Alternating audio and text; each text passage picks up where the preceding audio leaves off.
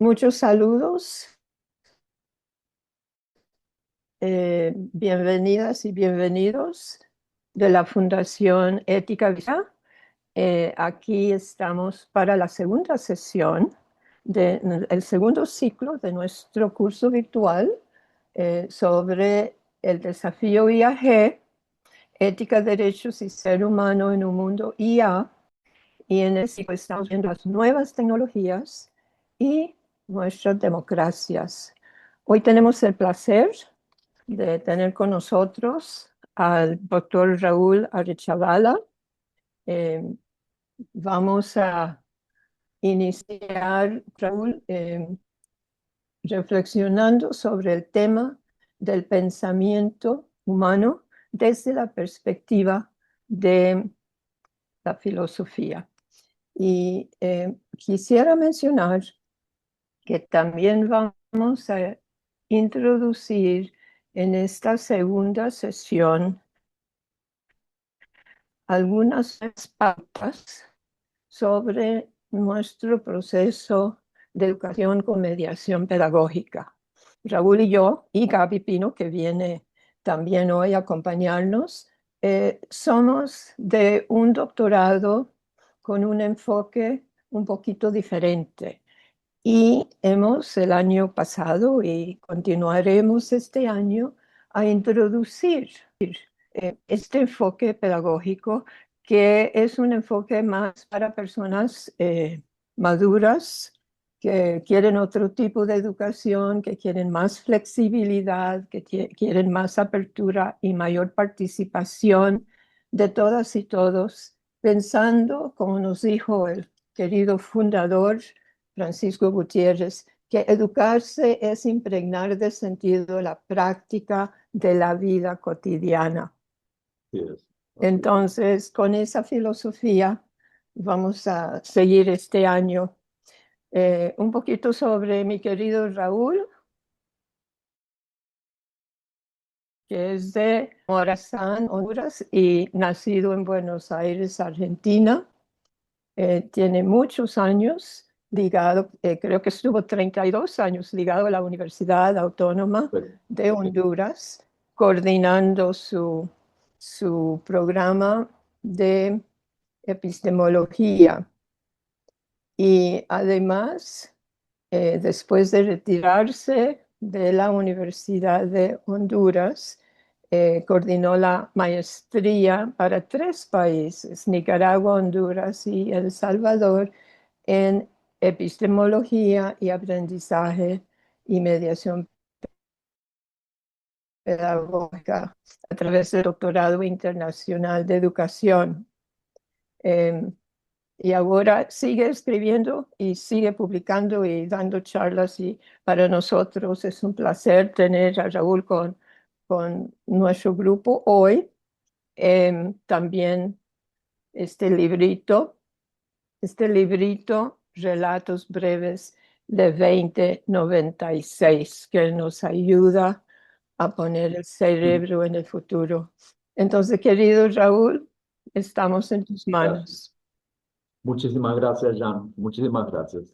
Sí, me alegra mucho que revivamos muchas de las ideas y de la bibliografía que hemos trabajado durante años en el doctorado fundado por Francisco Gutiérrez, eh, que era un alumno directo de Paulo Freire, ¿no? Hay que mencionarlo eso porque, bueno, además de conocido de tantas otras personalidades, ¿no? Bien, mi exposición se llama Pensamiento humano e IA o inteligencia artificial desde una perspectiva filosófica. Voy a leer y voy a hacer algunos comentarios y estoy dispuesto a contestar todas las preguntas que ustedes quieran hacerme, ¿no? Después de la lectura. Hago lectura porque no tengo la habilidad de hilvanar así, improvisando un discurso, entonces necesito tener el apoyo, además que hay varias citas en esta exposición. Bueno, esta exposición se origina en un artículo publicado por el periódico Le Monde el 13 de noviembre de 2025 y que me pareció interesante porque presenta un enfoque diferente del habitual, ya que la mayoría se ocupa de analizar la cuestión financiera, es decir, si las inversiones en IA son una burbuja o no, o el impacto ambiental que implican los equipos necesarios para su implementación. La administración Trump declaró emergencia energética en Estados Unidos por este motivo, o del ingente consumo de agua para enfriamiento de los equipos, o del evidente impacto en el empleo, ya que las compañías sustituirán personal en muchas tareas que puede realizar la IA, cuestión que ya está sucediendo y que sucedió hace tiempo con la robótica, etcétera, ¿no? En varios campos, por ejemplo, en empresas como Amazon, call centers, etcétera, o por la creciente influencia en la gobernanza del mundo de las 7 magníficas, entre comillas, Alphabet, Amazon, Apple, Meta, Microsoft, Nvidia y Tesla. En otras publicaciones se habla de GAFAM, un acrónimo para las 5 tecnológicas estadounidenses: Google, Alphabet, Apple, Facebook, Meta, Amazon y Microsoft, que, según dice el mismo buscador de Google, dominan la tecnología, el comercio electrónico, las redes sociales y el software, destacando por su recopilación de datos y su gran capitalización en el mercado. Este término agrupa a las empresas que tienen un enorme poder e influencia global, moldeando la vida moderna a través de sus omnipresentes servicios y productos. Evidentemente es un amplio campo que va desde la política hasta la ética. Sin embargo, en esta oportunidad trataré de aportar alguna luz desde el punto de vista filosófico. El título del artículo al que he hecho referencia al principio plantea de por sí un cuestionamiento de carácter filosófico. Así se titula: al delegar la escritura a la IA, corremos el riesgo de impedir nuestra reflexión. El artículo es de Corentin Lamy, de Le Monde, como había dicho, publicado el 13 de noviembre de 2025. El análisis filosófico de una temática no se queda en el plano social, ni técnico, ni histórico, sino que trata de escudriñar los fundamentos últimos del problema. Porque, como veremos o trataré de mostrar, la IA cuestiona la propia naturaleza del ser humano. ¿Por qué? Desde la antigüedad se consideraba que una de las características más esenciales del ser humano era su razón, su inteligencia, su pensamiento, y esto nos distinguía de los demás animales. Sin embargo, desde hace un buen tiempo se habla persistentemente de desde la terminología de la mercadotecnia de objetos, de útiles inteligentes. Existen hoy lavarropas, televisores, teléfonos, coches, casas, ciudades, rutas, herramientas inteligentes. Pareciera haber un curioso desplazamiento de la inteligencia humana que, por supuesto, maneja una cantidad relativamente limitada de datos en comparación con las IAs, pero que los procesa de un modo absolutamente diferente. Se hace necesario, sin embargo, distinguir entre varios tipos de IA. No todas tienen el mismo acceso a fuentes de datos específicos y, por otra parte, ya desde hace mucho, todos los usuarios de Internet somos también usuarios de algún tipo de inteligencia artificial. Todos los motores de búsqueda lo son. Pero lo que ha producido esta supuesta revolución última son los chatbots. ChatGPT, Lucia, chatbot de Bing, Tidio, Zendesk, etc.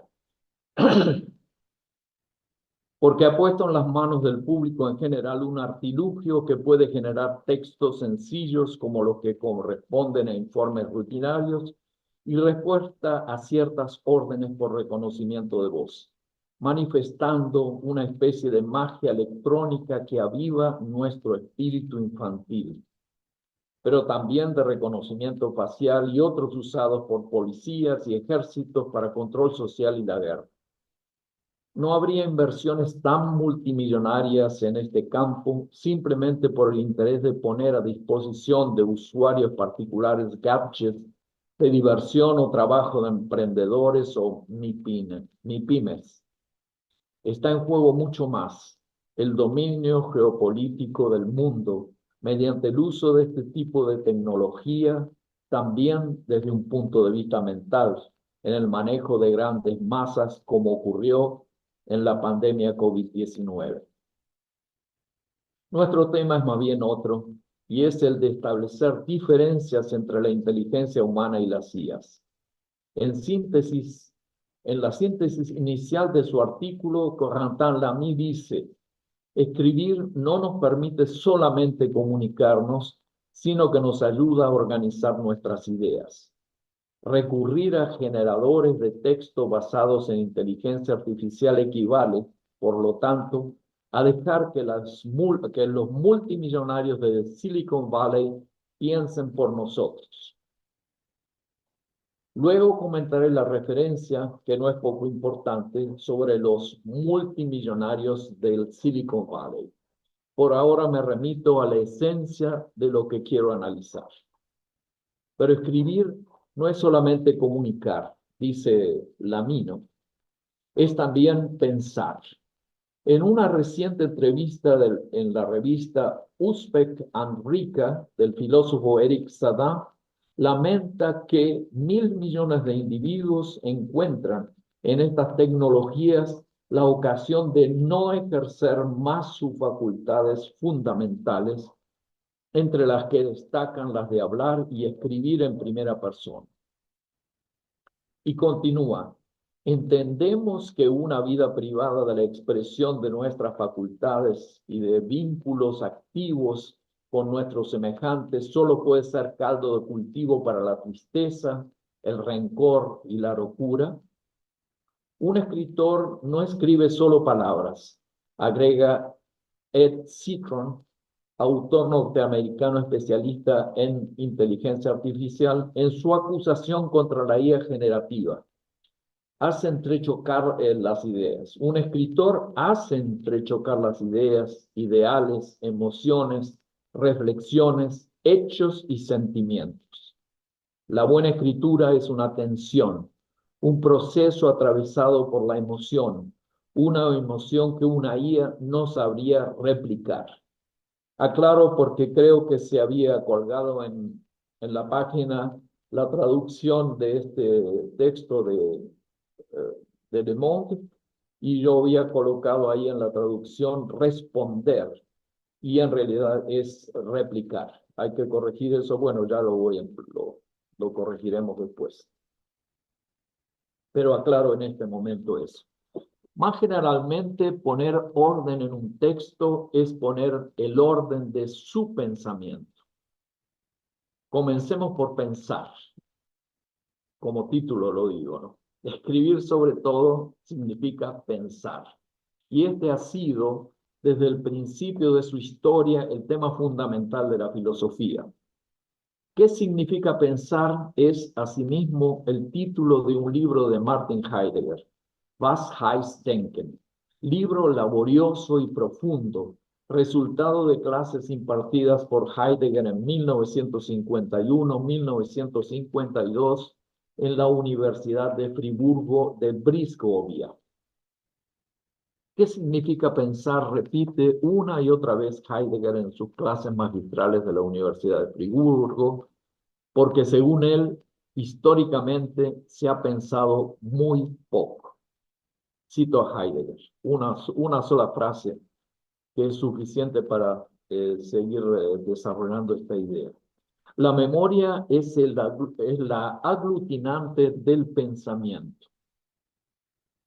En esta única cita a la que ha recurrido el texto de Heidegger, el autor relaciona memoria con pensamiento. Aprovecho esta relación para hacer notar que mientras la memoria digital es un sistema electrónico de almacenamiento de datos, la humana no es un reservorio pasivo, sino una estructura dinámica que, como dice Heidegger, permite aglutinar el pensamiento. Y por lo tanto, allí convergen cuerpo y alma. Evidentemente, en estos últimos años nos han invadido una serie de metáforas que son confusas y que además falsean la naturaleza de las cosas. Perdón, antes de seguir quería decir que he puesto entre comillas alma, ¿no? Ya es un término que va quedando al margen del pensamiento filosófico y psicológico también, por supuesto. Volviendo a las metáforas confusas que se proliferan en el lenguaje cibernético. Pensamos que el cerebro funciona como un ordenador que recibe información, input, y que expele ciertos resultados de diverso tipo, output. Pero no lo concebimos como parte esencial de un sistema complejo, pero vivo. Por eso dice muy claramente Quentin Lamy. ¿Y en qué piensa el chatbot? Felizmente, en nada. Ya se ha dicho, el programa se contenta con regurgitar los textos que figuran en su corpus de entrenamiento, desarrollando variantes según un modelo probabilístico. Los generadores de texto producen frases como la montaña torrentes, sin tener conciencia a dónde van, de lo que acarrean, ni siquiera de que ellos existen. Con la memoria humana entramos directamente en la intersección de cuerpo y alma, entre comillas. Para decirlo en los términos de Aristóteles en el Tratado del Alma. El alma, definía Aristóteles, es la primera entelequia del cuerpo físico que posee la vida en potencia. Aristóteles pensaba el mundo en general de una forma dinámica, como potencia y acto. Potencia significa que algo no está todavía realizado. En la semilla está en potencia el árbol y el acto es la realización. En este caso lo expresa como entelequia, como perfección, ya que para él la realización de la potencia es una forma de perfección. Desde la época de Aristóteles, 384-322 AC, hasta hoy se ha ido abandonando paulatinamente este concepto de alma, en griego, psyche. Sin embargo, todavía perdura en palabras como psicología y otras relacionadas. Dejemos por ahora el concepto de alma para hacer la distinción entre recuerdo y memoria. Ya Platón, 428-347 a.C., hacía la distinción entre mneme, memoria, y anamnesis, recuerdo. La memoria sería la facultad de atesorar recuerdos. Quiero citar el final de un cuento de Jorge Luis Borges que se llama Funes el Memorioso.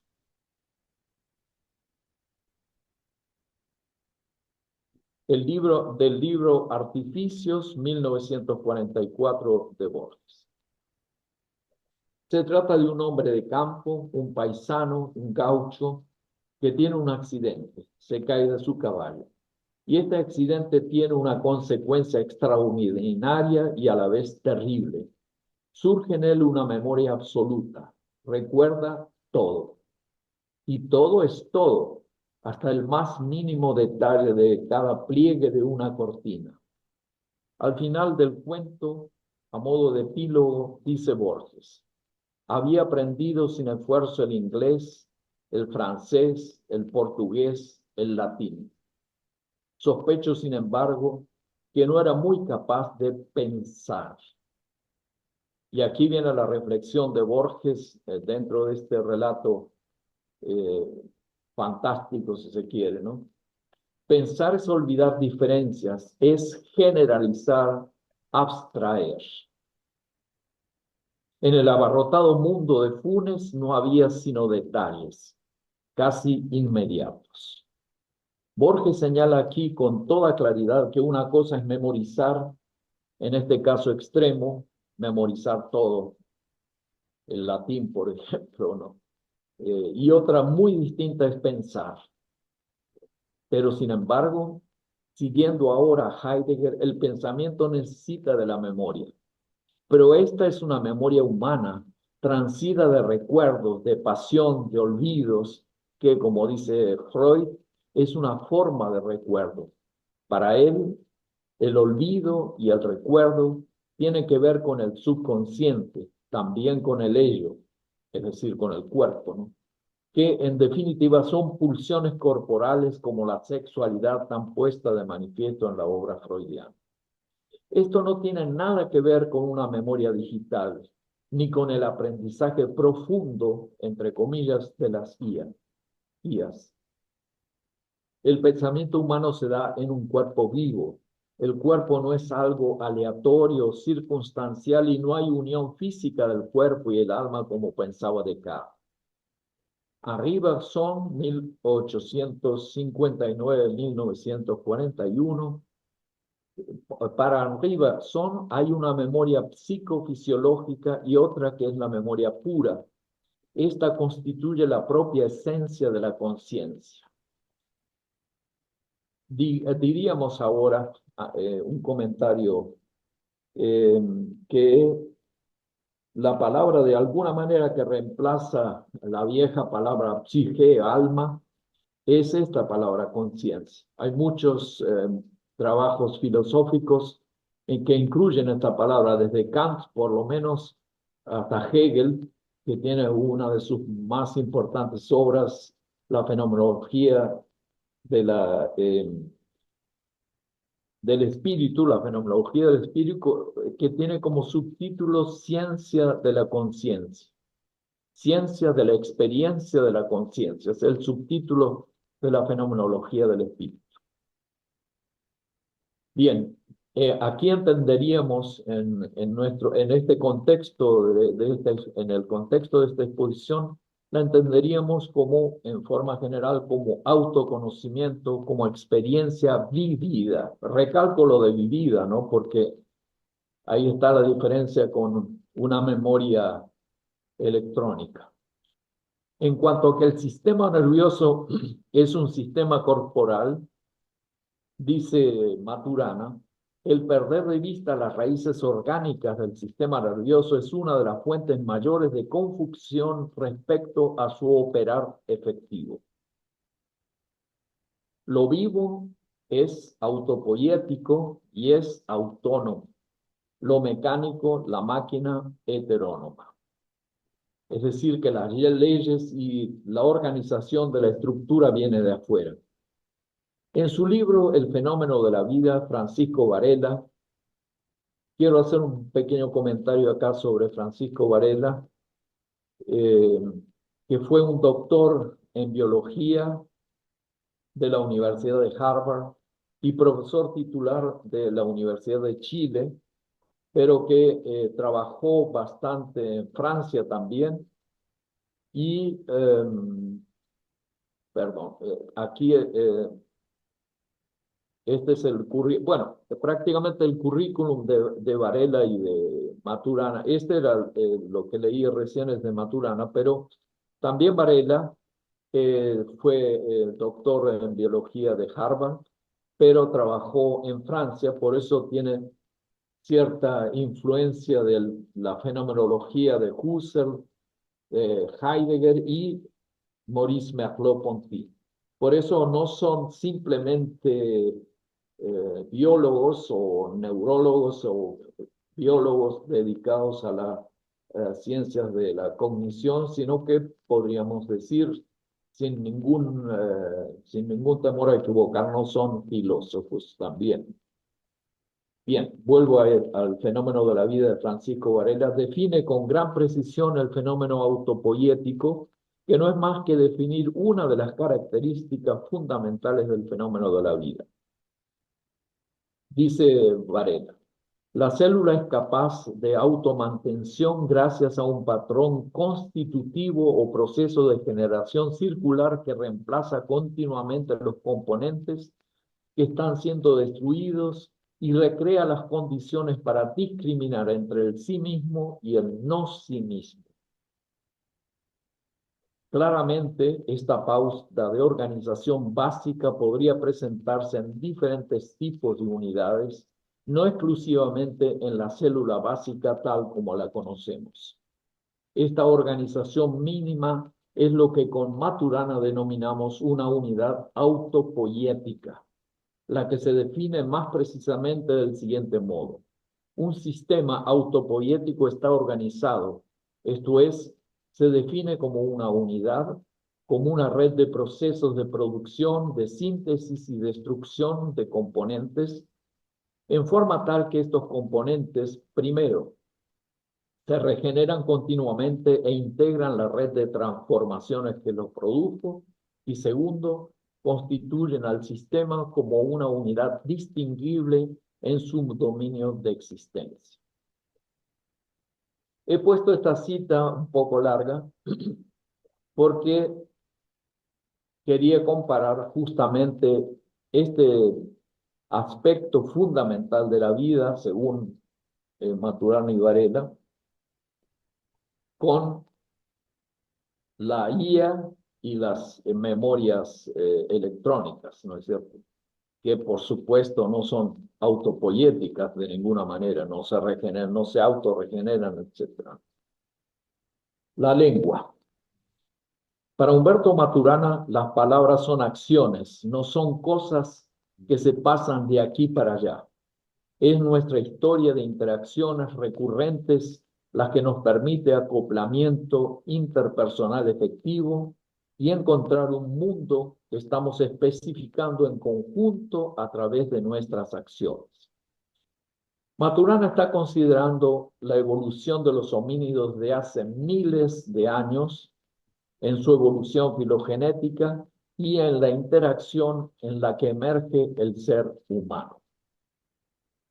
Dice Maturana y Varela en el libro El árbol del conocimiento: la aparición del ser humano y todo el contexto social en el que aparece genera este fenómeno inédito hasta donde sabemos de lo mental y de la conciencia de sí como la experiencia más íntima del ser humano.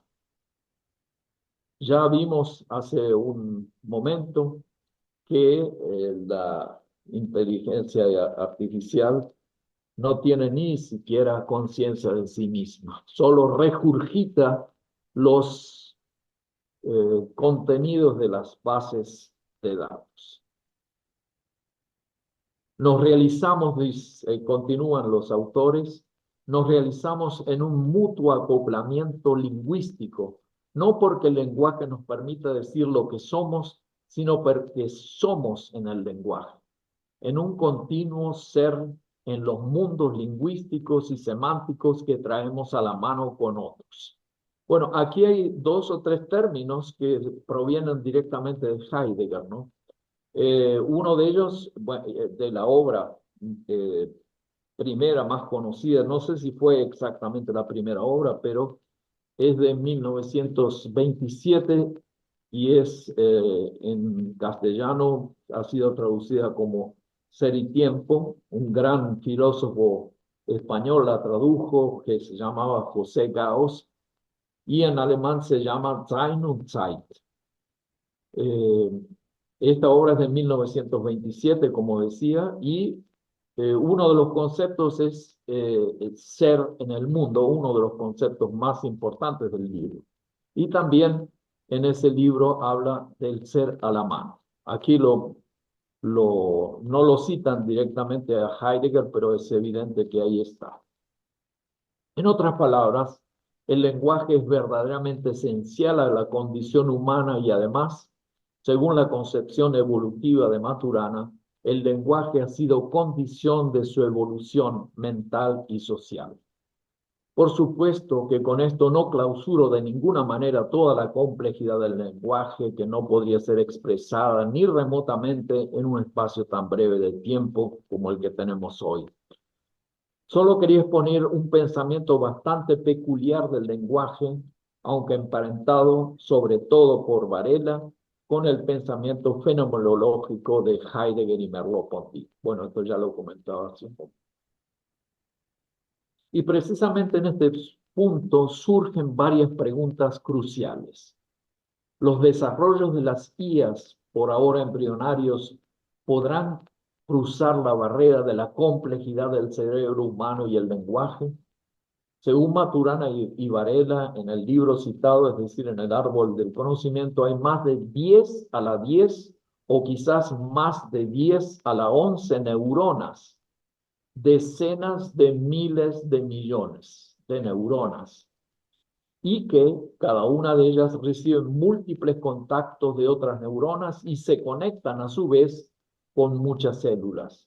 La combinatoria de posibles interacciones es más que astronómica.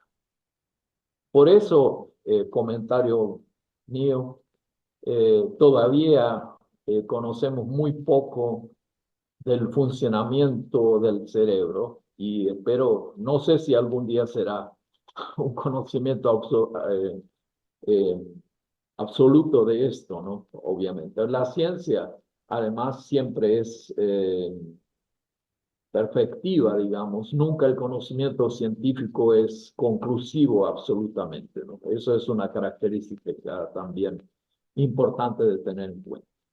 Otra pregunta. ¿Se trata de una cuestión de tiempo? Esta sería, digamos, perdón, esta sería verdaderamente la pregunta filosófica fundamental de esta exposición. ¿Se trata de una cuestión de tiempo o de imposibilidad ontológica? Es decir, una imposibilidad intrínseca de lo no vivo para acceder al pensamiento. Esta es mi pregunta, ¿no es cierto? Si la IA en algún momento pudiera acceder al pensamiento. Hay una novela, bueno, hay varias novelas de ficción científica sobre este tema, pero ahora recordaba el Bicentennial Man, el hombre bicentenario, en la cual se plantea justamente esta idea, ¿no? De un robot, es inteligencia artificial también, por supuesto, que comienza a tener sentimientos, etcétera, etcétera. Bueno, esta es una pregunta filosófica fundamental. ¿Podrían las redes neuronales artificiales? Esta es otra de las metáforas que tanto engañosas me parece a mí que deberíamos ir corrigiendo, bueno, o por lo menos tener en cuenta, no vamos a corregir nosotros a la mercadotecnia de la cibernética, pero sí por lo menos tenemos que tener conciencia de estas metáforas engañosas del lenguaje cibernético. La pregunta es, ¿podrían las redes neuronales artificiales tener la complejidad plástica? Porque esa también es otra característica del sistema nervioso humano, que es plástico, no es estático, sino que se va modificando y posiblemente no solamente en un solo individuo, sino a través de las generaciones, obviamente. O solo simulan, digamos, estas redes neuronales solo simulan esa complejidad del cerebro humano, o simulan sentimientos también, por puro entrenamiento imitativo con output estadístico. Esta es otra de las preguntas, bueno, yo llamo cruciales, me parece, podrían ser algunas, obviamente surgirán muchas más, me imagino, ¿no? Aprendizaje profundo, deep learning y sesgos. Comienzo con una pregunta. ¿Podrá compararse este aprendizaje? Quizás sería mejor hablar de entrenamiento, de nuevo las metáforas cibernéticas y mercadotécnicas, con el aprendizaje que desarrolla un bebé desde 0 a 100 años, ya que el aprendizaje es permanente. Pongo 100 años porque el aprendizaje es permanente, aunque los primeros años de vida sean decisivos. Veamos solo algunas cosas importantes que dice Harari en Nexus, uno de sus últimos libros, o el último, cuyo subtítulo es Una breve historia de las redes de información desde la edad de piedra, a la IA. Dice Harari, la IA no es un autómata tonto que repite los mismos movimientos una y otra vez independiente. Bien, está equipada con potentes mecanismos de autocorrección que le permiten aprender de sus propios errores. Comentario mío, diríamos que aprende por ensayo y error, pero este ensayo y error no es tampoco del mundo real, sino el de los algoritmos que confrontan millones de datos. Esto lo digo yo, no Harari. Y continúa. Esto significa que la IA comienza su vida como un algoritmo bebé, con mucho potencial y capacidad de cálculo, pero que en realidad no sabe mucho. Sus padres humanos solo le otorgan la capacidad de aprender y acceder a un mundo de datos. Luego, dejan que el algoritmo bebé explore el mundo. Esto de explora el mundo lo destaco en negrita, porque ¿cómo explora el mundo este algoritmo bebé? ¿Cómo podría hacerlo? Pongo aquí como comentario. Continuar, Ari. Como recién nacidos orgánicos, dice él, ¿no? Afirma como recién nacidos orgánicos que hace la IA, ¿no?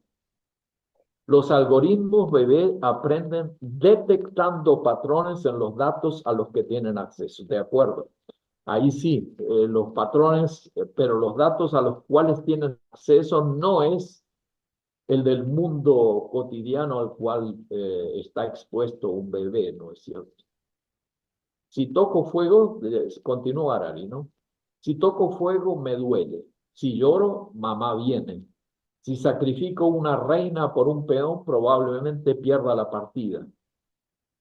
Al encontrar patrones en los datos, el algoritmo bebé aprende más, incluyendo muchas cosas que sus padres humanos desconocen. Con todo respeto por el esfuerzo de Harari y su prestigioso nombre como creador de voluminosos bestsellers, diría yo que el aprendizaje humano difiere absolutamente del entrenamiento de una IA. Traigo aquí a Jean Piaget, el epistemólogo y psicólogo genético suizo, quien estableció a partir de la evolución de sus propios hijos y la observación clínica distintas etapas del aprendizaje del niño. Dice Piaget, el periodo que se extiende entre el nacimiento y la adquisición del lenguaje está marcado por un extraordinario desarrollo mental. Este periodo consiste en una conquista mediante las percepciones y los movimientos de todo el universo práctico que rodea al niño. Pero esta asimilación sensorio-motriz del mundo exterior inmediata lleva a cabo, de hecho, toda una revolución copernicana en miniatura, mientras que en el punto de partida de este desarrollo el recién nacido lo refiere todo a sí mismo o como concretamente o más concretamente a su propio cuerpo. En la meta, o sea, cuando se inicia el lenguaje y el pensamiento, el niño se sitúa ya prácticamente como elemento o cuerpo entre los demás, en el universo que él ha construido paulatinamente y que siente exterior a sí mismo. También para Piaget, esto es comentario mío, el lenguaje marca justamente una diferencia radical entre la primera etapa del desarrollo del bebé hasta, eh, bueno, hasta después de haber adquirido el lenguaje. Me parece que con este testimonio de Piaget contestamos el planteo de Harari en cuanto a esa comparación excesiva entre el aprendizaje de un bebé y de una IA. Paso ahora a considerar algo que me ha parecido muy importante en el planteo de Harari, sin embargo, en Nexus, y es el de los sesgos. Veamos. Sin embargo, las bases de datos presentan sesgos. Los algoritmos de clasificación facial estudiados por Joy Bulawani se entrenaron con conjuntos de datos de fotos etiquetadas en línea, como la base de datos de Labeled Faces in the Wild. Las fotos de esa base de datos se tomaron principalmente de artículos de noticias en línea. Dado que los hombres blancos dominan las noticias, el 78% de las fotos de la base de datos eran de hombres y el 84% de personas blancas. George W. Bush apareció 530 veces, más del doble que todas las mujeres negras juntas. Otra base de datos preparada por una agencia del gobierno estadounidense contenía más del 75% de hombres, casi el 80% de piel clara y solo el 4.4% de mujeres de piel oscura. No es de extrañar que los algoritmos entrenados con dichos conjuntos de datos fueron excelentes para identificar a hombres blancos, pero pésimos para identificar a mujeres negras. Algo similar le ocurrió al chatbot Tay. Los ingenieros de Microsoft no le incorporaron ningún prejuicio intencional, pero unas pocas horas de exposición a la información tóxica que circulaba por Twitter convirtieron a la IA en una racista furiosa. Y la cosa empeora. Para aprender, los algoritmos bebés necesitan algo más, además de acceso a datos. También necesitan un objetivo. Un bebé humano aprende a caminar porque quiere llegar a algún lugar. Un cachorro de león aprende a cazar porque quiere comer. Los algoritmos también deben tener un objetivo para aprender. Me detengo aquí un minutito. De nuevo, Harari insiste en esta comparación que creo que no es correcta entre el desarrollo o la preparación de la inteligencia artificial, el entrenamiento, que sería la mejor palabra, me parece, de una inteligencia artificial con el desarrollo psicológico y cognitivo de un bebé. Si no, pero sí es importante lo de los sesgos, ¿no? Y esto,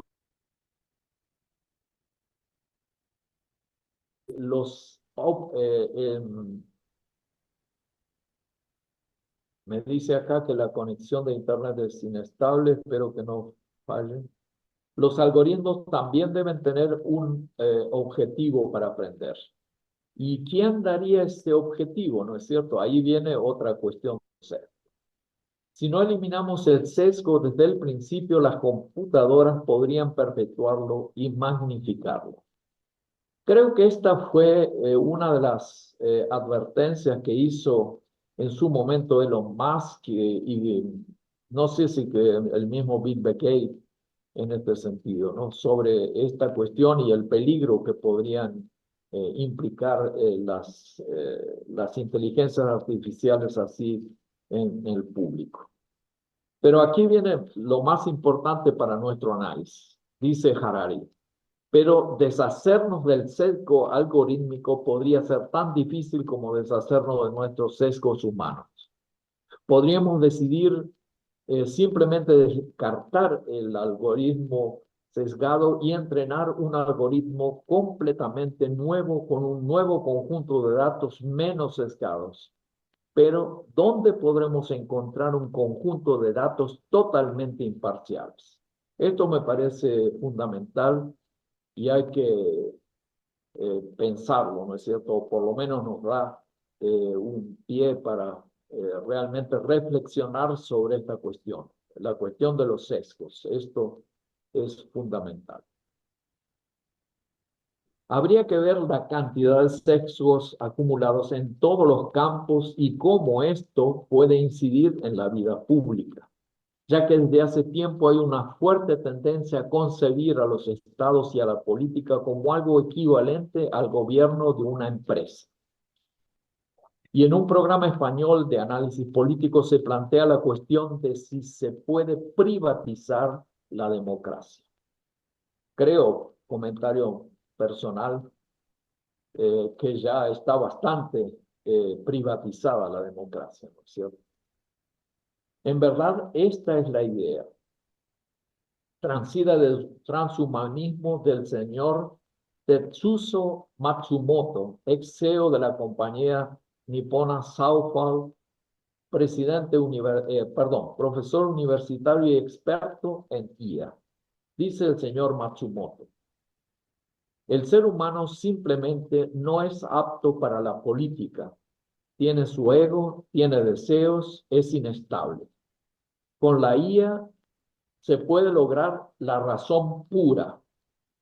Esto lo sabemos por la filosofía del idealismo alemán. Bueno, la razón pura es un libro famoso de Immanuel Kant, ¿no? Kritik der reinen Vernunft se llama en alemán, la crítica de la razón pura, ¿no? Aquí creo que el señor Matsumoto hace alusión a esto porque es un video de la Deutsche Welle, ¿no? Se trata de saber, dice Matsumoto, cómo deberían ser las cosas. Debemos debemos programar a la IA para que todo sea como debe ser. Y aquí viene la pregunta, ¿no es cierto? ¿Quién programaría esa IA o quién programa esa IA para que todo sea como debe ser? Este texto que acabo de leer es una transcripción de un video de la Deutsche Welle que se llama Límites éticos para la IA, que está en YouTube y que recomiendo realmente porque hace un recorrido, podríamos decir, desde lo más extremo, desde lo más, eh, hasta diría loco, ¿no? Porque comienza con el casamiento de un señor, un japonés, con una IA. Ese es el inicio del video. Comenta, por ejemplo, esta cuestión que está sucediendo también mucho, un fenómeno social muy persistente de personas solitarias que se hacen acompañar por una IA, que conversan, etcétera.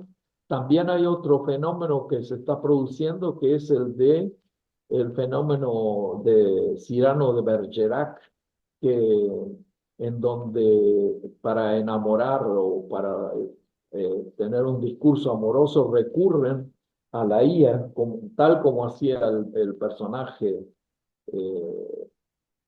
haciéndose asistir por Cyrano para conquistar a una muchacha, ¿no es cierto? El personaje de la novela, ahora no recuerdo la referencia, pero ese es un fenómeno.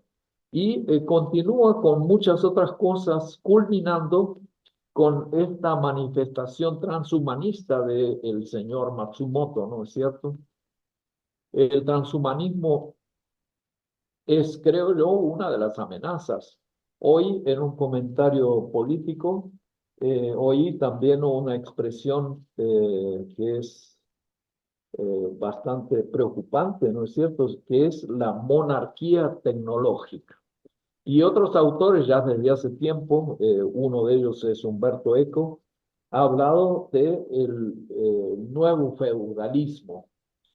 Eh, Estamos entrando quizás en una era de nuevo feudalismo.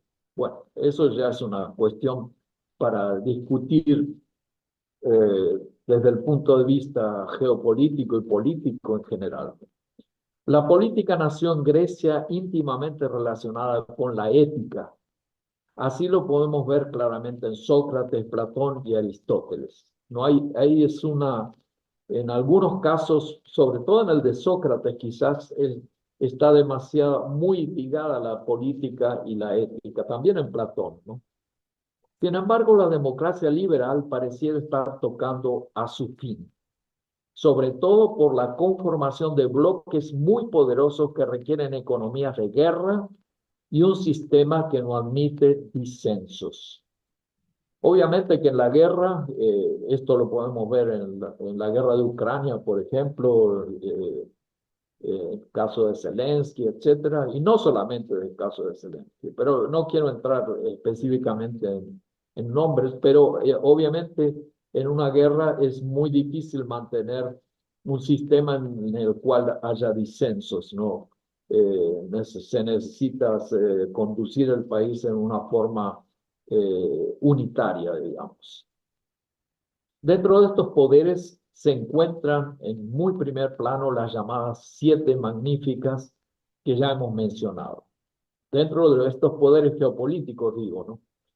Las regulaciones legales son muy relativas. Esto está intentando mucho, sobre todo Europa, regular a la IA y a estas compañías, pero eh, para estas compañías que en Estados Unidos, y este es un acuerdo, me parece, de la administración Trump con las tecnológicas, en donde no habría ningún tipo de regulación. En Europa prefieren pagar grandes sumas o grandes multas eh, que dejar de hacer esta minería psicológica, mercadológica de datos, ¿no es cierto?, de recoger datos o de robar datos realmente eh, individuales de los usuarios, haciendo perfiles de todo el mundo para control social. Cierro mi participación con una observación de Lamy en el artículo que origina esta presentación. Repito la cita que ya había leído al principio, pero que me parece que ahora puede cobrar más sentido. Escribir no nos permite solamente comunicarnos, sino que nos ayuda a organizar nuestras ideas.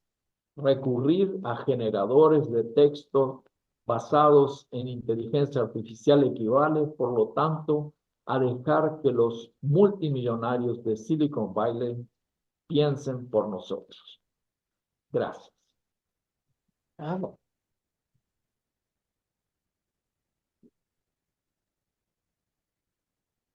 Muchísimas gracias, querido Raúl. Nos has dejado con un banquete de preguntas. Es Muchas magnífico. veces, sí, muchas veces yo digo en otros eventos un banquete de sabiduría, pero hoy No, no. me siento con un banquete de Gracias, gracias. preguntas y Eh, vamos a ir poco a poco analizando, pero primero pasamos a nuestra querida Concepción, por favor. Claro. Muchas felicidades, Raúl. Gracias. Porque Buen no día. conectar de alguna manera hubo un error. Sí, gracias, Jan, por permitirme ya el acceso. Mm. Desde luego, muchas felicidades. Yo estoy muy impactada porque tuve una hija que era doctora de filosofía, entonces para mí la filosofía me llega muy profundo al corazón. Te tengo una pregunta. Me parece brillantísimo y ojalá nos pudieras facilitar tu texto, porque Sí, ya se lo mandé a Jan. Ya está. Sí, en Ya lo verdad tenemos. que analizarlo párrafo por párrafo, la profundidad de todo lo que nos estás comunicando y regalando en esta gran conferencia es verdaderamente holística, te podría decir. Algo que le importaba mucho a mi hija era que tuviéramos la capacidad para comunicar adecuadamente lo que queríamos decir. Así es que yo lo que encontré es que realmente tu presentación es muy clara y nos indica un camino de riesgos y posibilidades. Sin embargo, yo tengo una pregunta para ti. Estamos pensando, nos ponderaste todas las ventajas del ser humano, pero a través de la inteligencia artificial, o cuando lleguemos a la superinteligencia artificial, realmente no va a ser un ente distinto a nosotros, que no necesariamente nos debe replicar. Nosotros probablemente podamos seguir subsistiendo con nuestros avances, nuestras limitaciones, pero cuando pueda interactuar sola, y esa es mi pregunta, ¿no nos invita a reflexionar sobre que es un ente paralelo? Bueno, yo creo que me faltó decir algo porque vuelvo sobre la recomendación eh, del video de la Deutsche Welle, ¿no? Eh, Ahí también se hace énfasis de algunos aspectos, quizás yo, eh, pues, no sé por qué razón, pero a veces em, veo un poco las cosas negativamente, ¿no? Pero dicen que un pesimista es un optimista bien informado, ¿no es cierto? Entonces, pero en el video de la Deutsche Welle también, y yo estoy de acuerdo con eso, hay ciertos aspectos en los cuales, o ciertos ámbitos en los cuales la inteligencia artificial puede jugar un papel de ayuda muy importante, ¿no es cierto? Obviamente, en la actualidad, la mayoría de nosotros usamos una calculadora, ¿no? Y ya casi nos olvidamos de sumar y de multiplicar si no tenemos la calculadora. Esa capacidad de manipular datos a una velocidad casi de la luz, ¿no es cierto? A los 300.000 kilómetros por segundo, es la que tiene Se nos eh, congeló. los equipos. Concepción. No, Perdón. Ay, ay, ay, estamos todos congelados. no, yo escucho muy bien a Raúl. Creo que la que está Ah, eres tú nomás. Ya, ya estás bien. bueno, Ya. bueno. Entonces, dentro de ese mismo video se habla de el campo médico, por ejemplo. En el campo médico, eh, la capacidad que tiene la inteligencia artificial es increíble de comparar datos y protocolos, etcétera, etcétera. Incluso en el campo jurídico, ¿no es cierto? No para dictaminar, no para ser un juez, ¿no? Eso sí me parece que es terrible, ¿no es cierto? Y yo creo que ya están sucediendo cosas muy malas, ¿no es cierto? No sé si estamos enterados, creo todos, de lo que está sucediendo con ICE en Estados Unidos, ¿no? La muerte extrajudicial de esta mujer, creo que era de Atlanta, Georgia, ¿no? Me parece. La No, en Minneapolis, Minnesota se llama Minneapolis, perdón. Sí, René Good para exactamente. hacer testimonio a Sí, su. sí, Ujú. exactamente. Entonces, esto creo que puede ser, no lo sé, no lo puedo afirmar, pero sí estoy seguro que esta policía usa reconocimiento facial, etcétera, etcétera. Así que habría que investigar. Bueno, pero eso es una cuestión. Es decir, volviendo a lo que estábamos hablando, en el campo médico creo que sí puede funcionar, en el campo de la bioquímica, de hecho, ya hay dos o tres premios Nobel que están muy relacionados con Google y con la DeepMind, creo que se llama la compañía de Inglaterra, de Inglaterra sobre de Google DeepMind, ¿no? De Jordano. Ujú. Entonces, hay dos o tres premios Nobel que ya de alguna manera le pertenecen a Google. ¿Pero por qué? Porque, claro, esas inteligencias artificiales que están manejando estos científicos tienen acceso a bases de datos impresionantes, ¿no es cierto? A los cuales no tiene acceso todo el mundo, obviamente, ¿no? También ahí vemos otro sesgo quizás Ajá. muy fundamental. Entonces, sí estoy de acuerdo contigo con lo que dices que puede ser una ayuda paralela en algunos campos específicos, pero cuando uno le pregunta por qué el ente y no más bien la nada a la inteligencia, yo lo hice esa prueba con una cuñada mía que está trabajando mucho con inteligencia artificial y todo eso.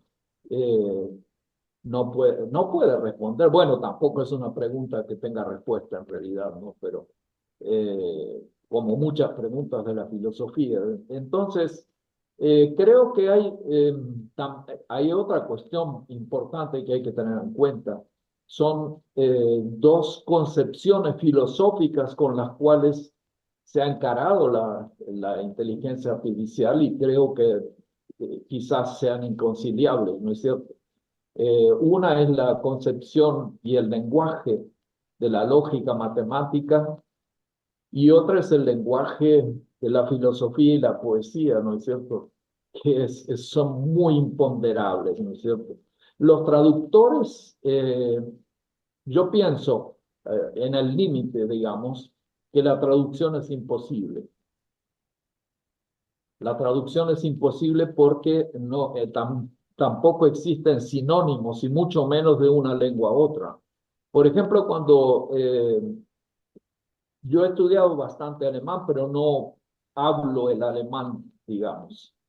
Pero cuando uno ve cuando uno trabaja con una traducción, como en el caso este de Was heißt denken, ¿no? De este libro de Heidegger, yo tengo que, bueno, lo leo en castellano, pero lo tengo que confrontar en muchos casos con el alemán porque la traducción es muy difícil, sobre todo, bueno, de estas lenguas, ¿no? Y sobre todo también cuando estamos hablando, no todos los textos son iguales, ¿no es cierto? No, hay niveles muy diferentes de un texto a otro, ¿no? Entonces, claro, la traducción automática que hacen estas inteligencias artificiales es para cosas bastante elementales, pero ya cuando entramos a sutilezas muy profundas del lenguaje, ya ahí la traducción no funciona, ¿sí? Bueno, Raúl, vamos a seguir con las Sí, preguntas. sí, Aquí sí, claro. está. Perdón, que me extendí mucho, disculpen, no, corte. Yo te conozco, si te dejamos ir por ahí sería otra charla muy interesante, pero sí creo, como dice Concepción, tenemos que ir profundizando porque has tocado tantos puntos importantes que realmente merece otra sesión. Gudelio, querido, Gudelio está en Perú y es venezolano de nacionalidad y un muy querido amigo que no conozco aún personalmente, por favor. Pronto, pronto, muy pronto quizás. Mucho gusto. Mucho gusto. Muchísimas gracias, Jan. Yo soy venezolano de nacimiento y peruano por adopción. Aquí me han tratado muy bien, de verdad.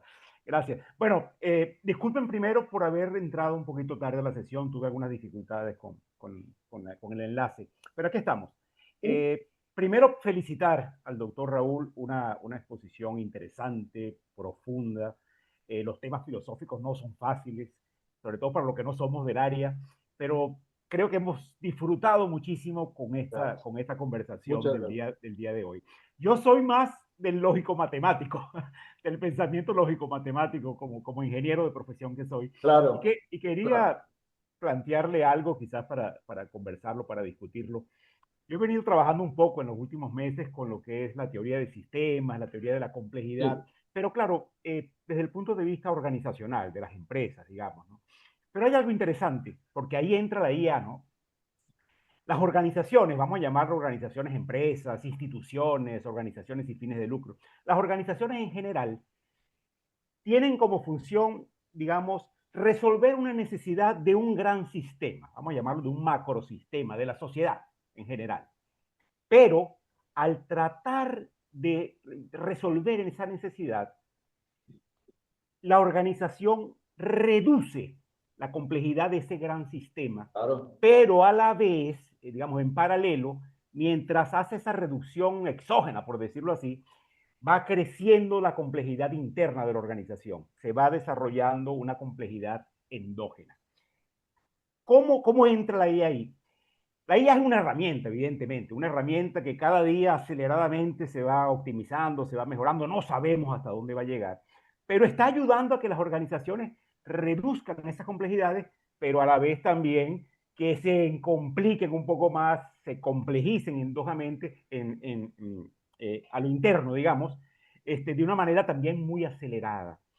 El punto está en que va a llegar un momento en que va a depender demasiado a la organización, igual las personas, de esa herramienta, de esa inteligencia artificial para poder enfrentar esa complejidad y para luego poder sobrevivir internamente a esa complejidad interna. Cada día que está pasando lo estamos viendo, inclusive nosotros mismos.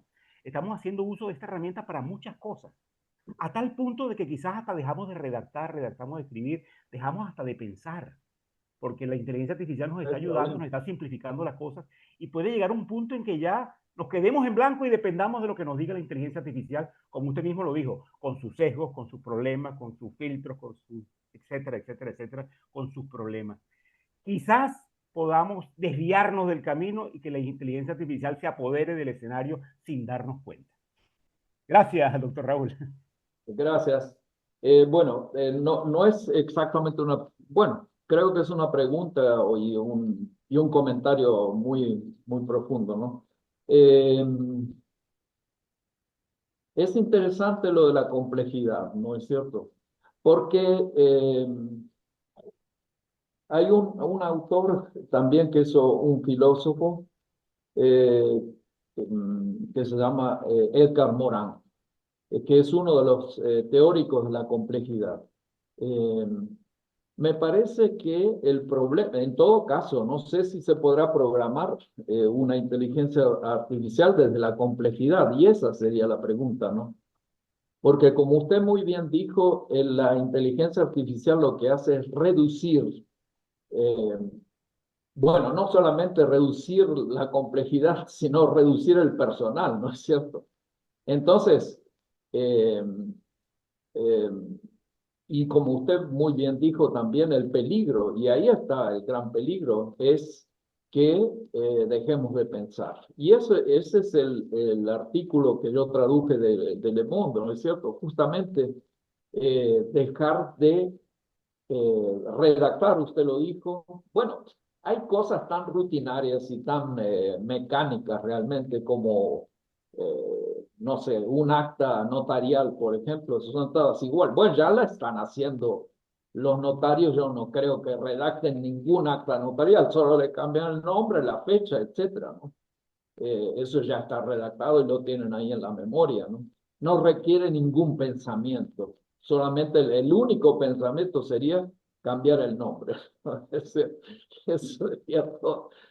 Pero, bueno, a mí me interesa lo que usted acaba de decir, porque dice, bueno, reduce, eh, aumenta la complejidad, o sea, soluciona problemas, pero aumenta la complejidad. Me gustaría tratar de entender esto que usted ha dicho, ¿no? La teoría de los sistemas comienza con un biólogo que se llamaba Ludwig Bertalanffy, ¿no? Es un gran libro de teoría de los sistemas, ¿no? Pero era un biólogo, ¿no? Por eso yo recalqué bastante la cuestión de la autopoiesis, etcétera, ¿no? Y lo de ser vivo en relación a una memoria digital o una inteligencia, entre comillas, artificial. También estos son metáforas que confunden mucho a la gente, ¿no es cierto? Me parece. Esto hay que recalcarlo, ¿no? Entonces, me interesa me gustaría que me explicaran en qué sentido se complejiza el sistema dentro de una empresa, ¿no? Porque Claro, con mucho gusto. Y disculpen que me extienda un poquito, Jan.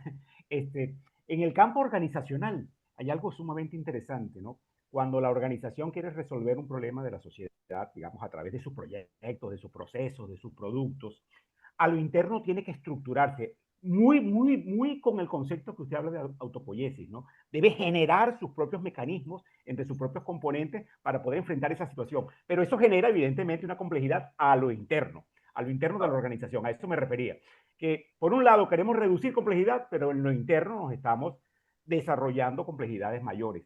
Y claro, a medida que va avanzando el tiempo, el uso de esta herramienta, la inteligencia artificial, quizás simplifique la reducción de la complejidad externa, pero evidentemente va a incrementar la complejidad de la organización. Es otro tipo de organización, se va a manejar de otra forma distinta como lo es ahora. Y con el tiempo eso puede llegar a un punto en que tendremos otro tipo de organizaciones. Y si hablamos de nivel individual, quizás un tipo de trabajador o de persona que ya ni siquiera piense, sino que simplemente utilice la herramienta.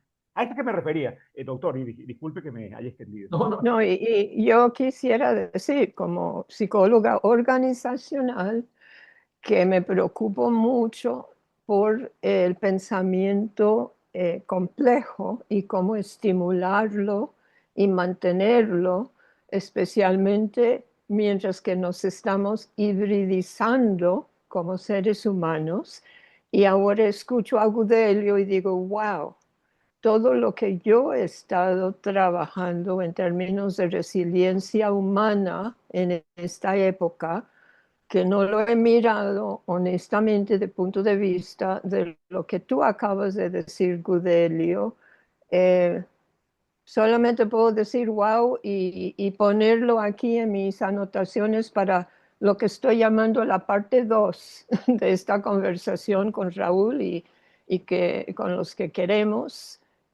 Pienso que es importante, y disculpa, no sé qué pasó con el Zoom esta mañana, pero ya estamos aquí, los que tenemos que estar, verán el video, leerán el documento de Raúl y Raúl, si estás dispuesto, en marzo seguimos un poco de este diálogo contigo para que cada persona, de punto de vista de nuestra experiencia y nuestra disciplina profesional, vaya profundizando contigo y ampliando las inquietudes, porque yo creo que de aquí va a salir algunas reflexiones que vamos a tener que documentar y circular quizás mundialmente. Entonces lo veo como una semilla de algo que está emergiendo y no hemos escuchado de todos y todas, y me gustaría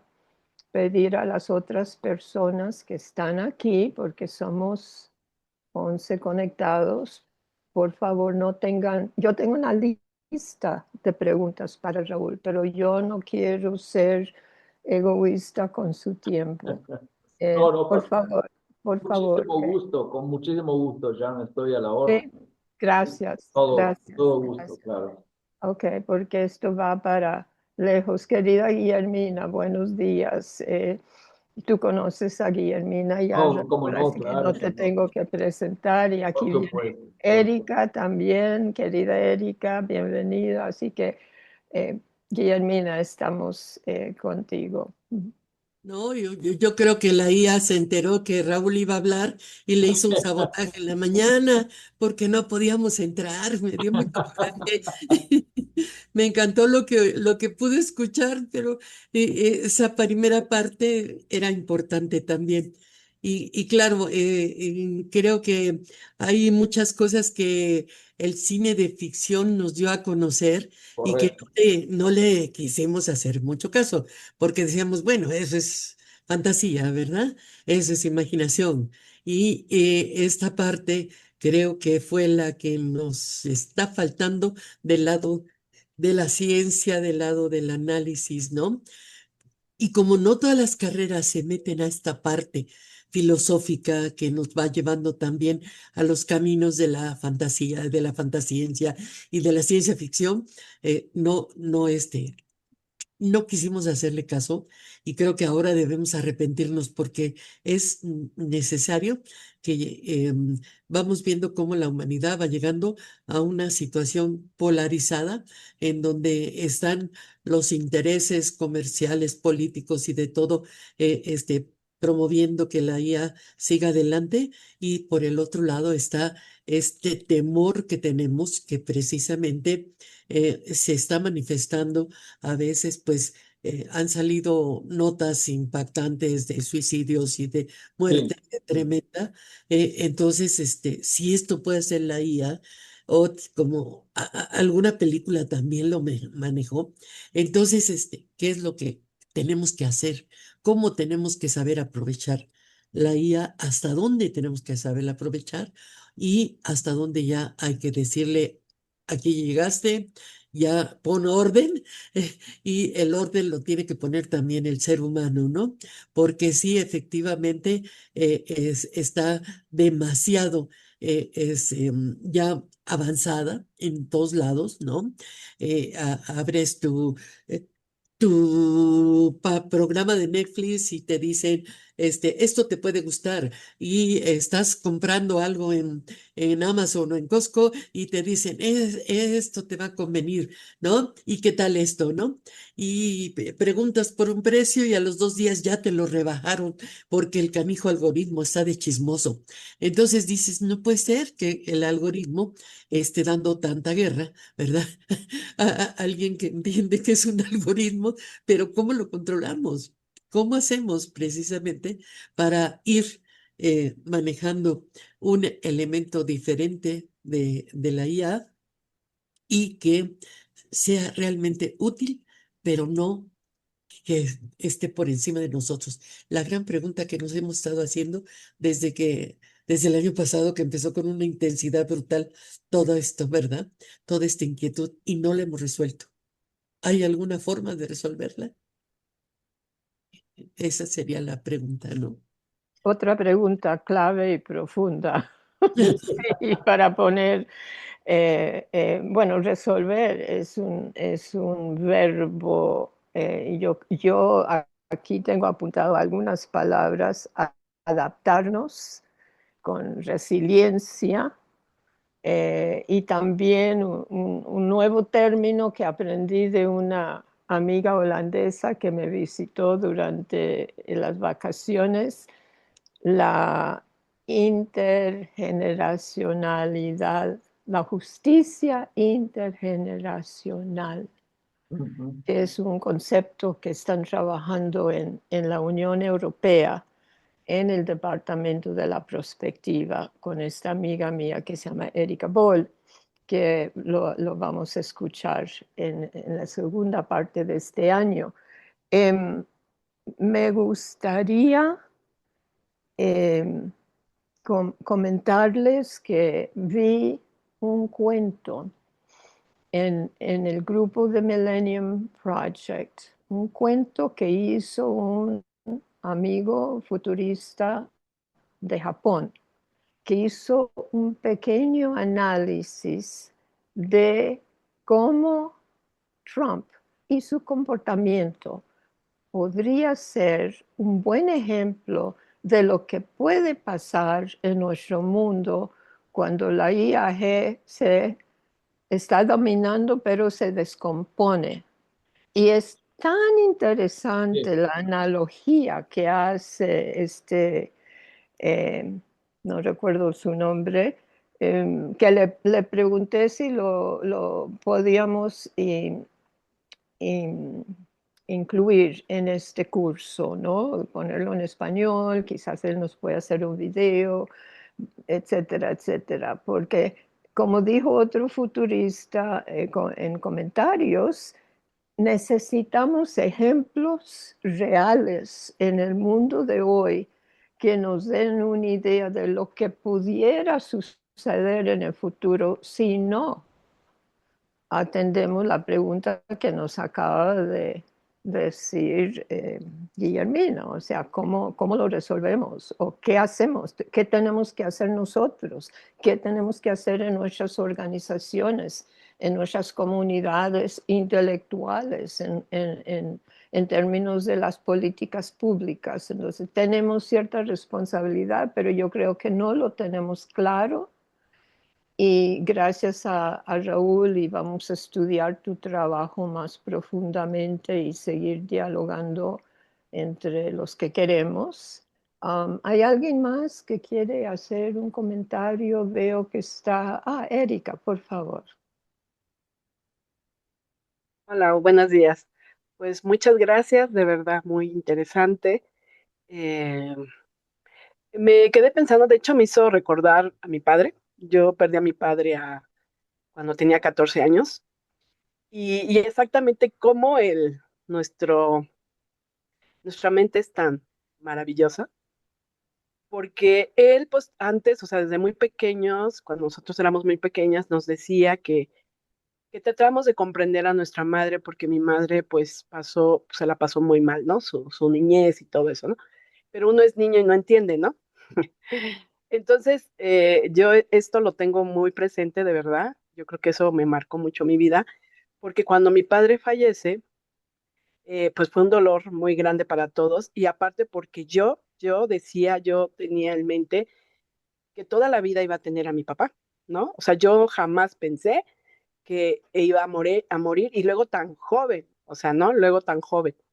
Entonces, eh, de verdad que cuando él fallece, junto con otro hermano que es más pequeño, pues estamos en el llanto, ¿no? Y decía mi hermano, ¿qué vamos a hacer? ¿No? ¿Ahora qué vamos a hacer? Y entonces, en ese momento, o sea, surgió así todo lo que mi padre nos decía, ¿no? O sea, que nosotros, él, como que él nos fue preparando. Ya después de muchos años, mi madre dice que él ya sabía que iba a morir de joven, ¿no? Que él tenía ese presentimiento y que él trataba de evitar muchas cosas. Pero pero en ese momento nosotros, o sea, personalmente, o sea, se me vino a la mente todo lo que mi padre nos había dicho, que nosotros éramos capaces, ¿no? De lograr lo que nos propusiéramos, que teníamos la capacidad de hacerlo, o sea, en fin, infinidad de cosas, de verdad, que para mí eso fue muy impactante, ¿no? Como mi subconsciente, no lo sé, agarró, como que tomó todo, ¿no? En ese momento para que uno pudiera salir adelante, ¿no? O sea, esa capacidad impresionante de que tenemos los seres humanos y que podemos enfrentar cualquier situación, ¿no? Entonces, yo creo que como seres humanos sí podemos vencer muchas cosas. Digo, lo hemos hecho. Digo, ¿quién ha creado la AI? La AI, y, perdón, y pues todo lo que hemos realizado, ¿no? Lógico que pues sabemos que a veces no se hace adecuadamente, pero yo creo que también desafortunadamente con las amargas experiencias, pues aprendemos quizá más, ¿no? Yo ahorita, este año me llamó mucho la atención porque este año se detonó mucho la solicitud para el apoyo psicológico y de tanatología. Como saben, bueno, yo tengo una asociación civil y operamos un centro comunitario. Entonces, este año, escuelas cercanas, tanto secundarias como primarias, que están cercanas a nosotros, híjoles, ahora sí nos reenviaron a varios adolescentes, ¿no? Hubo una demanda enorme de estos problemas emocionales, lo cual pues creo que Sobre ella. sabemos ¿Qué va a sobre, decir, Don? no exactamente, pero sabemos, bueno, no sé si fue la pregunta, creo que está abierto el micrófono por ahí. Bueno, y la realidad es que exactamente los adolescentes principalmente, pues ya están desconectados de la realidad, ¿no? O sea, están muy desconectados de la realidad porque su vida ya son pues especialmente los teléfonos, ¿no? Entonces, ya unos adolescentes y eso se pasa la mayor parte de su vida en los teléfonos. Entonces, es exactamente esa desconexión que se tiene con la vida real, ¿no? Y más con los procesos de un adolescente. Un adolescente sabemos que tiene etapas, son sus etapas quizá más difíciles, eh, pero si exactamente no la sabe trabajar, ¿no? No la sabe manejar y como adultos no lo sabemos ayudar, entonces han entrado en esta crisis, ¿no? Emocional. Y para nosotros esa fue digo, al menos ahorita que estamos haciendo el análisis de todo el año, de verdad que es sorprendente cómo aumentó este servicio del área de psicología y de tanatología, ¿no? Y principalmente en estos adolescentes. Preguntaban cómo le tenemos que hacer. Yo creo que sí es esta parte emocional. Yo creo que la parte fundamental que el doctor Raúl dijo es esencial para nosotros como seres humanos. Yo parto, ¿no? Yo parto de esta parte espiritual, o sea, y para mí esencialmente esas son mis herramientas, de verdad, esas son mis herramientas para poder enfrentar a todo lo que diariamente nos enfrentamos y realmente si yo no estoy bien, o sea, si yo emocionalmente, psicológicamente, o sea, todo, no estoy bien, o sea, yo me hice hipertensa, ¡paz! Se me eleva, ¿no? La, la hipertensión, ¿no? Pero entonces, o sea, es eso, o sea, vea qué tan maravilloso es nuestro cuerpo, nuestro organismo, todo nuestro ser, que exactamente nos dice, a ver, bájale, ¿no? O aquí te está, o sea, y también falta de conocimiento de nosotros mismos, porque es eso también, o sea, yo les doy, aparte trabajamos otro grupo, bueno, trabajamos mil cosas, pero yo les doy la clase de educación para la paz y la no violencia a infantes, y entonces estamos eso, ¿no? Aprendiendo a conocernos, ¿no? Porque yo les digo, a ver, sí, a ver, exprésame, o sea, una simple palabra, dime lo que es lo que tú sientes o qué es para ti. Y entonces a veces dice, no, esto, o sea, algo muy, muy, muy superficial. No, tú piénsalo bien y dime qué significa para ti, ¿no? Entonces, a veces estas cuestiones, o qué sientes, ¿no? O explícame qué sientes, ¿no? O sea, tampoco lo sabemos ya decir, ¿no? Entonces, creo que sí, hay mucho trabajo por hacer, muchos retos, ¿no? Pero también creo que como seres humanos de verdad eh, vamos a salir adelante, ¿no? Como siempre lo hemos hecho, ¿no? Sí, con más retos, pero simplemente con esa, como dice ella, ¿no? Esa eh, esperanza, ¿no? De que tenemos, de que pues todo esto tiene que pasar y tiene que mejorar, ¿no? Entonces digo, perdón, para no extenderme tanto, ¿no? Yo creo que ahorita igual quiero ya entre tarde también, perdón, ojalá poder analizar más lo que nos compartió el doctor Raúl, porque es muy interesante y también como nosotros, ¿no? Reafirmarnos, ¿no? Fortalecernos en todos los aspectos, porque tenemos una responsabilidad muy grande. Muchas gracias. Gracias, Erika, me encanta tu optimismo. Me recuerda de mi tío Joe, casado con la hermana de mi papá y fue el hijastro de Eric Fromm. Y Ah, él decía, en la familia Hurwitz, si hay una gotita de agua en el vaso, ya el vaso está medio lleno. muy bien. Entonces, yo creo que tú también perteneces a ese grupo del vaso medio lleno que tenemos en mi familia, que a veces no es muy racional, pero lo más positivo que se puede. Gracias, Erika. Muy bien. ¿Quién más quiere? Un segundito, Jan. Ah, Es una simple historia, porque me hiciste recordar cuando hablaste de Eric Fromm. ah, Cuando ah. yo estaba en cuarto año de secundaria, vimos un curso de psicología y me tocó a mí, al equipo, a nuestro equipo, comprar el libro El arte de amar de Eric Fromm y analizarlo. Cuando yo fui a la librería a comprarlo, le pregunté al dependiente si tenía el libro El arte de amar de Eric Fromm. Me quedó mirando y me dijo, mi amigo, amar solo se aprende practicando. No hay libro para eso. Hace muchos años.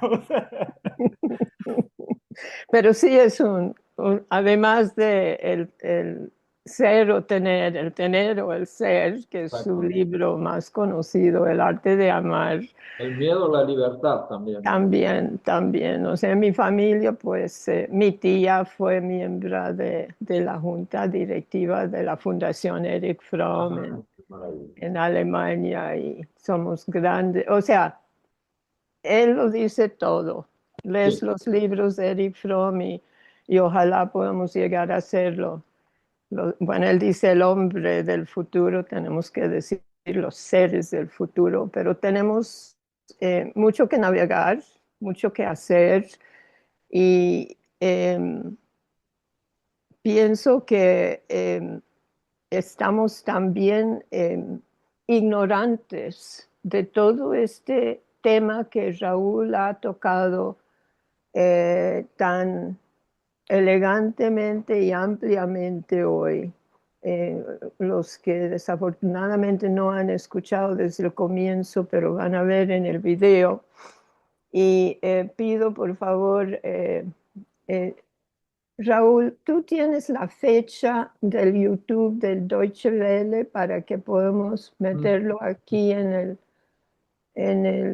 si no lo vamos a buscar y poner el enlace de todos modos en el curso, en el sitio del sí, curso, porque eso sí. es Y vale importante. la pena bajarlo eso porque a veces algunas cosas de YouTube las sacan, ¿no es cierto?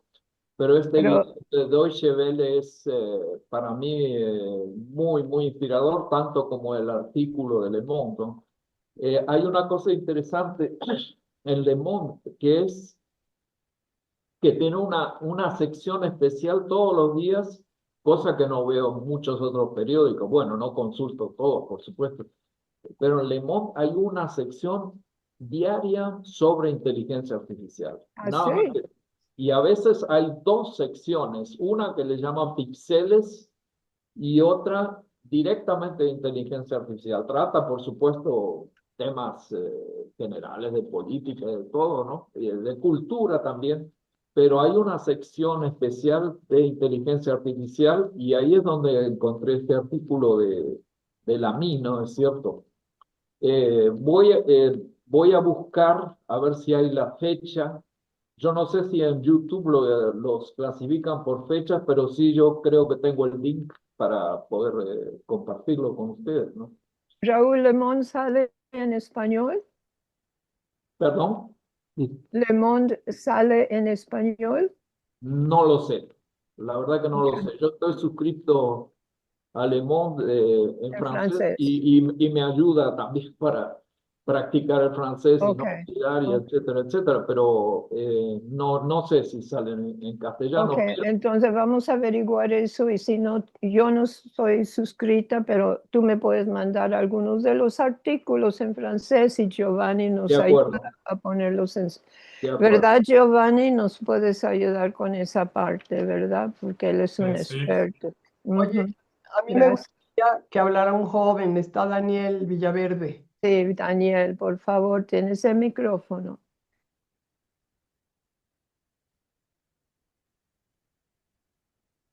Pues Y también está María Elena Rúa. sí, ajá. Entonces faltan ellos dos. No sé si Magda quiere hablar. Magda es la compañera de Raúl, que yo la conozco, que es una mujer muy tiene levantado su mano. Por favor, Magda, qué gusto de que nos estás acompañando, querida Magda. Adelante.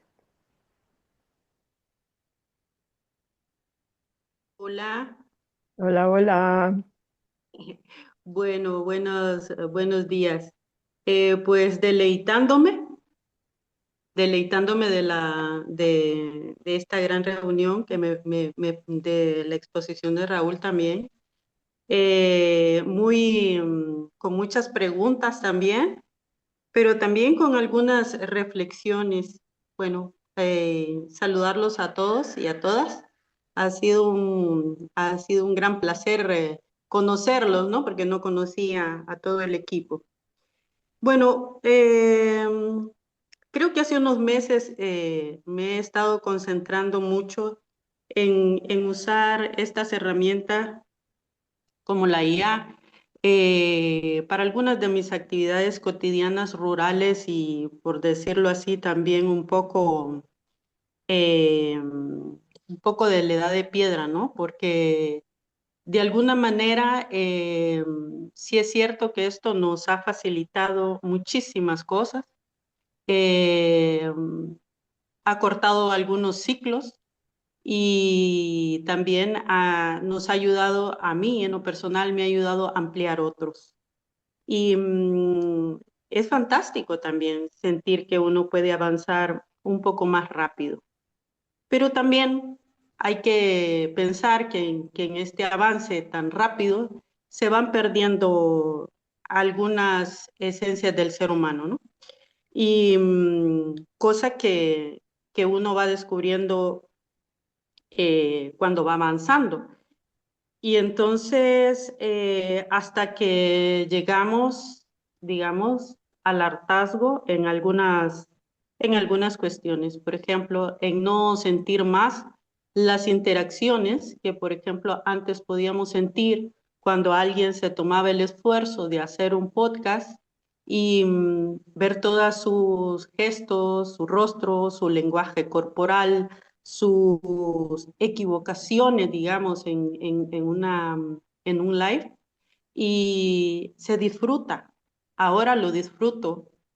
Antes lo podía ver como un error, ahora lo disfruto como algo real, como lo que es, como lo que somos los seres humanos, ¿no?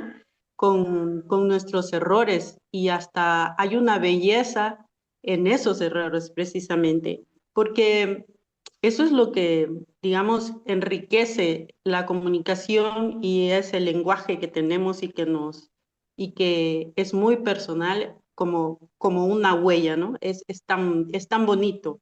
Siempre lo he disfrutado porque mi área ha sido el desarrollo comunitario. Entonces estoy muy ligada a las comunidades, a la ruralidad, eh, a la simplicidad del día a día, pero también al disfrute de esa simplicidad. Eso por un lado, ¿no? Y sobre el aprendizaje, como les decía, me ha acercado a otras cosas que yo había dejado no de no sentir interés, pero de querer profundizar aún más. Por ejemplo, el comportamiento, la psicología, digamos, por eso me llamó mucho la atención la pedagogía, la psicología organizacional en la que estás formada tú, Jan, porque a mí me encanta esa área, pero había dejado de prestarle atención a esa parte desde una manera, digamos, académica, pero en este momento me llama poderosamente la atención porque la verdad es que es toda una exploración que estoy haciendo a nivel individual que me enriquece día con día porque disfruto de cada momento que puedo pasar con una persona en su ambiente, por ejemplo, ir a pedirle a mi vecina la leche en las mañanas un día sí, un día no, irme a platicar en su ventana, sentir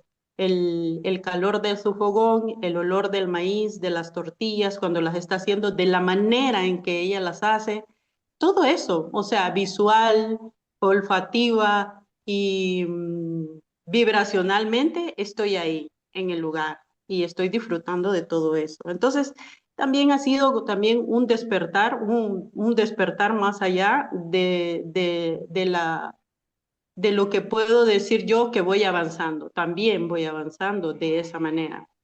Yo no espero que todo el mundo sienta lo mismo o que lo vea así de esa manera, pero para mí ha sido una experiencia muy personal y me gusta vivirlo así.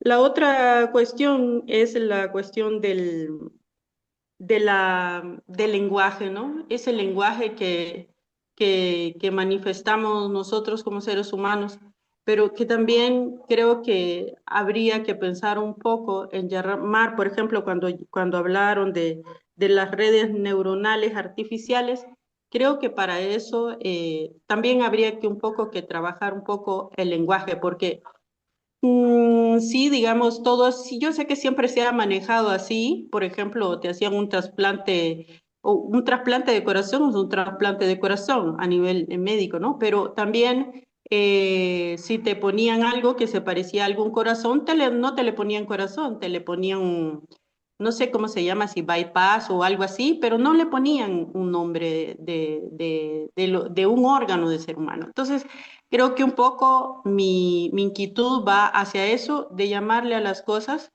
digamos, que van surgiendo de la inteligencia artificial, cómo se le debería de llamar. No es una protesta ni nada por el estilo, sino que yo pienso que es una manera también de cuidarnos, ¿no? De protegernos y también de convivir. Esa para mí ha sido bastante interesante este año porque me ha hecho reflexionar muchísimo sobre muchas cosas y valorar sobre todo estas cosas sencillas que parecen sencillas que nos rodean, pero somos sumamente complejos, delicados y enriquecedores, pero también muy emocionalmente humanos y me encanta.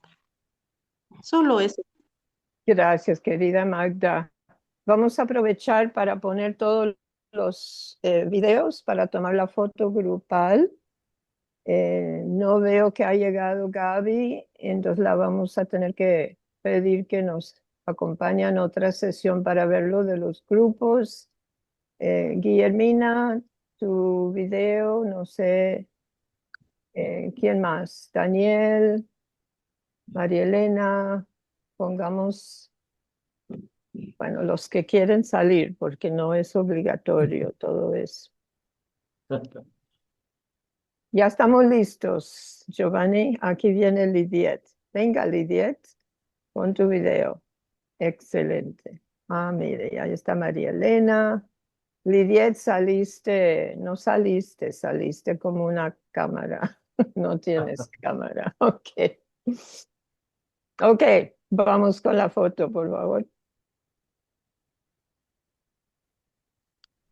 Mm, ¿Listo? Giovanni. Sí, ya está Aquí está. listo. Ok, Lidiet, baja un poco sube tu cabeza o baja, exacto. Y no has dicho nada, así que te toca después de la foto, te toca hablar, querida. ¿Listo, Giovanni? Ya podemos. Ok, vamos, va la segunda ronda. Ok. Gracias. Ay, ahí está Guillermina. Otra vez.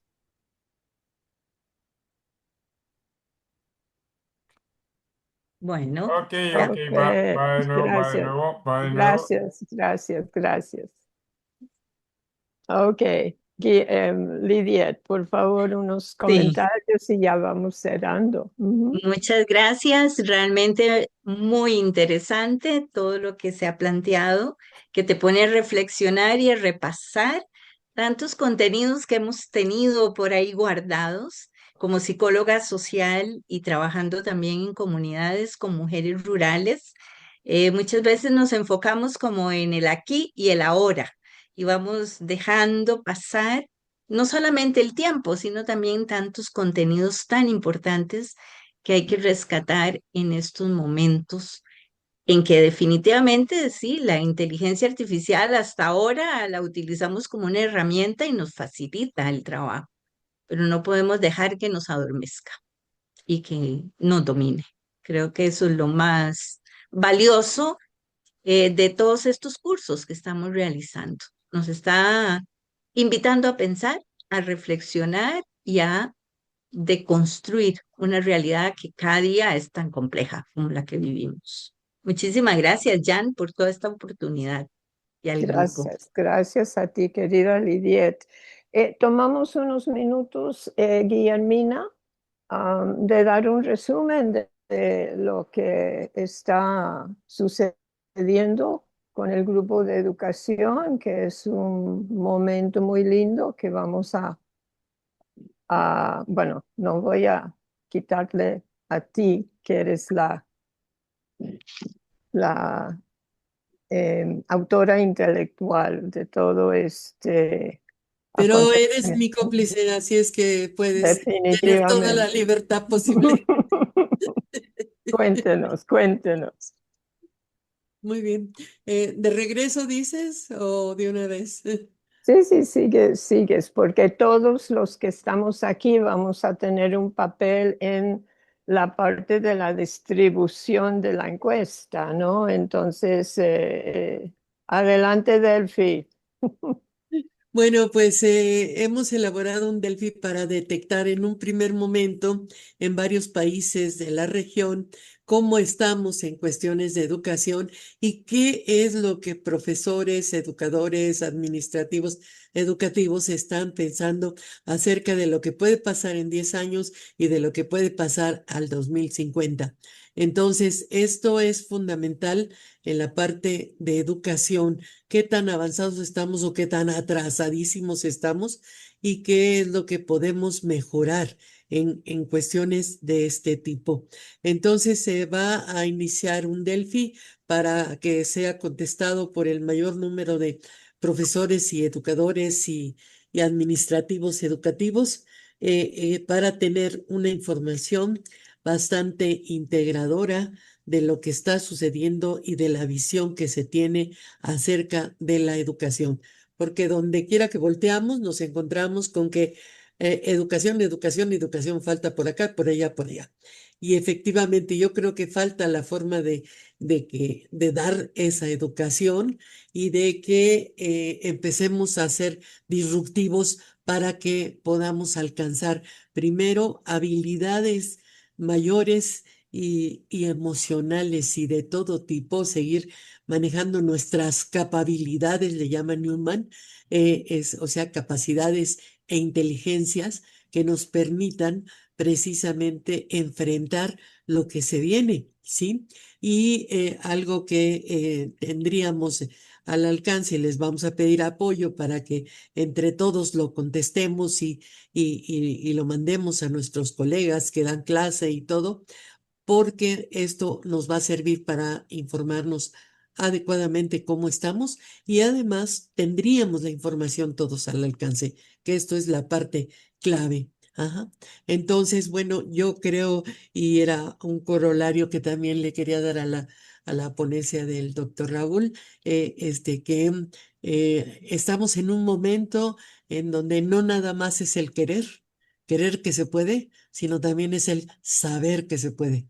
¿Por qué? Porque ahora lo que estamos revisando ya no son los libros de historia ni los pensamientos que en algún siglo dieron algunos autores, sino lo que estamos ahora revisando son las posibles, ¿verdad? Los posibles caminos que nos están llevando, ¿verdad?, a plantear lo que está pasando en este momento y lo que podemos hacer como acción, como estrategias y como cambios.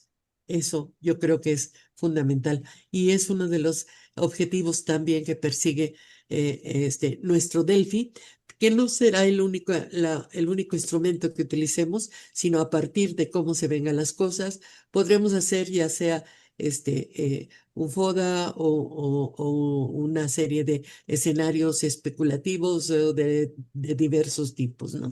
Eso ya lo veremos con la información en la mano. Muchísimas gracias. Creo que sería todo. Entonces esperen nuestro Delphi pronto. Muy rápido. Exacto, esperen el Delphi pronto, que hemos estado trabajando. Somos 4 personas, también con Sergio Montero y con Alder Ugalde, que Alder trabaja con Lotus Educación en México y nos ha manejado toda la parte digital del cuestionario. El cuestionario ha pasado por muchas vueltas y ya estamos satisfechas con el cuestionario. Así que sí, como ha dicho Guillermina, para profesores y de todos los niveles, ¿verdad?